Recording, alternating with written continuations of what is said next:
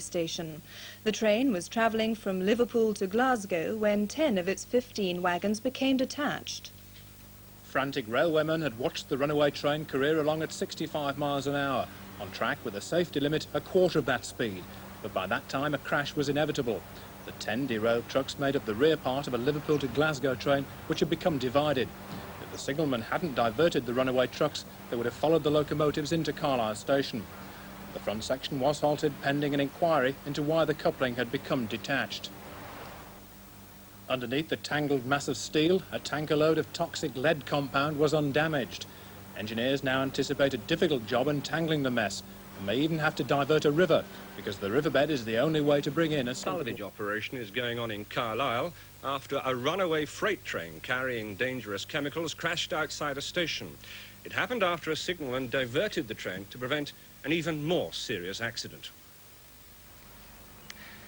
It was at 5:30 this morning that the freight train from Liverpool to Glasgow separated in two, 3 miles south of Carlisle.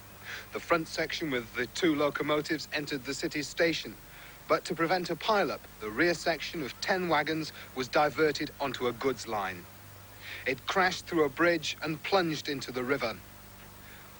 The first sign of trouble was spotted by signalman Bob Taylor, whose prompt action avoided possible disaster.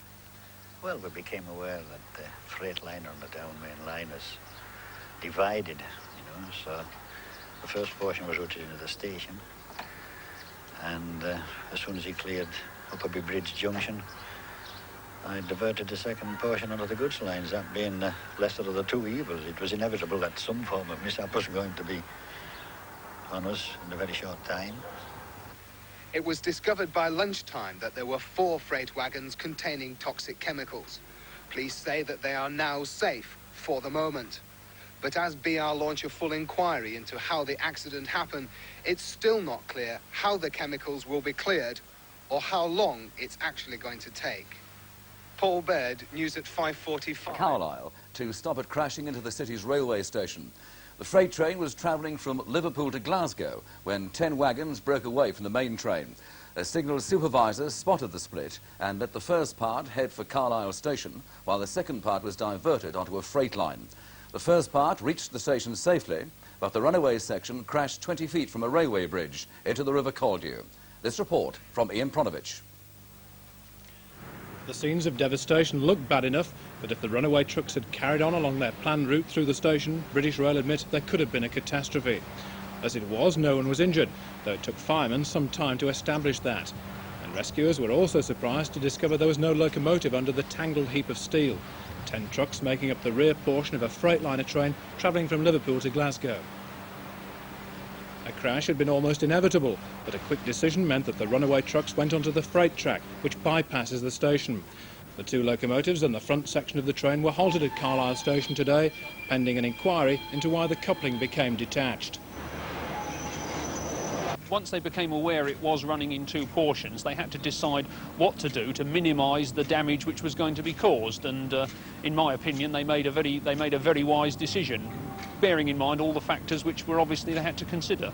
So the supervisor there will be praised by British Rail? Oh, I think yes. I think he undoubtedly made a very good decision. And you know, it's always difficult, of course, to make snap decisions. It's easy to criticise afterwards, but I think on the basis of the information which was known at the time, they made a very good decision indeed. Yes. And with no injuries being caused. Well, that's right. I mean, obviously, that was the primary consideration in all these things has got to be to minimise the risk to both the public and to railway staff, and I'm pleased to say that no one was hurt in this incident, which is obviously the most important thing in my view. It was in the control room that the decision was made to divert the runaway trucks. One train is represented by a series of lights. The signalman noticed what he thought were 2 trains, then realised the truth. So after the first portion went straight on, the runaways were diverted. The main thing is you've got to, in the event of a runaway division, you've got to, if you can, prevent any collision. And the goods lines was, to me, was the only solution. We've got to keep that away from the station. And you had no hesitation in that? No, not at all. I would do the same thing again. I gather you've been down to see the wreckage today? Yes. I mean, can you imagine what might have happened if you hadn't taken your decision? Well, when I seen the wreckage in the river there, I thought, well, that could have been an English dam side, and half a Carlisle station probably went with it. So you wouldn't hesitate to do the same No, I again? would do the same thing again. There's no doubt you're going to be described as a hero in some quarters. Do you think you are that? Not at all, not at all. But do you think you're just doing a job? Just do my job. And you'll be going to work again tonight, will you? Oh, yes, I hope the same thing doesn't happen tonight. Underneath the debris, a tanker load of toxic lead compound was undamaged.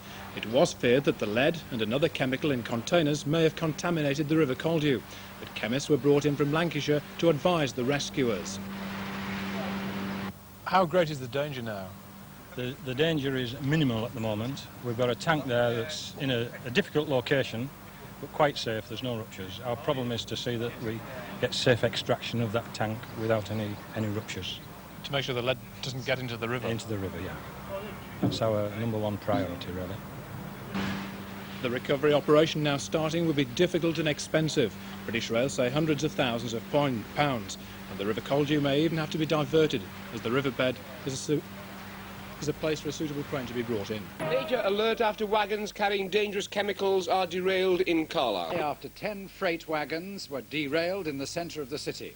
4 were carrying dangerous chemicals. Every Carlisle farman was put on standby and police made preparations to evacuate local residents. Paul Baird has been following today's developments. It was at 5:30 this morning that the freight train from Liverpool to Glasgow separated in two, 3 miles south of Carlisle. The front section with the 2 locomotives entered the city station, but to prevent a pile-up, the rear section of 10 wagons was diverted onto a goods line.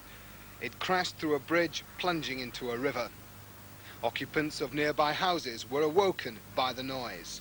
I heard an awful explosion, like. And I jumped out of bed and went towards my window. And there was a sort of a... I wouldn't say it was smoke, but a vaporized, like steam and water when it makes a... You know what I mean? Makes a sort of a swelling, you know what I mean? The man who spotted the runaway train first was Signalman Taylor. Well, we became aware that the freight liner on the down main line is divided, you know, so the first portion was routed into the station, and as soon as he cleared Upperby Bridge Junction, I diverted the second portion onto the goods lines. That being the lesser of the two evils, it was inevitable that some form of mishap was going to be on us in a very short time. A scientist from the firm who owned the chemicals travelled from Ellesmere Port this morning. The container was found to be intact. Tetryl ethyl lead does not react with water, but the fear was that if it got into the sewers, it might explode. As the emergency services got together, it was discovered that there were 3 more wagons with toxic chemicals on board. 750 bags of oxynaphthalic acid. Our main concern is the safety of the public, and at the present time we are assured by all the experts that no one is in any immediate danger whatsoever in this area, or in anywhere in the city, or anyone connected with the river at all. This new chemical that's been discovered, has that made the problem even worse for you? It has presented an additional difficulty insofar it is in a powder form, and that one of the containers is damaged and some of the powder has escaped.